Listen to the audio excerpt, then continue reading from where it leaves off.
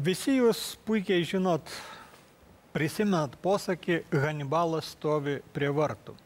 Prie mūsų vartų stovi ne Hanibalas. Hanibalas buvo kultūringas bičias. Prie mūsų vartų stovi beprotis su branduoliniu ginklu. Ir klausydamasis, kaip mes čia diskutuojam, kada nors reiktų ką nors pagerinti, kada nors reiktų ten išspręsti tą.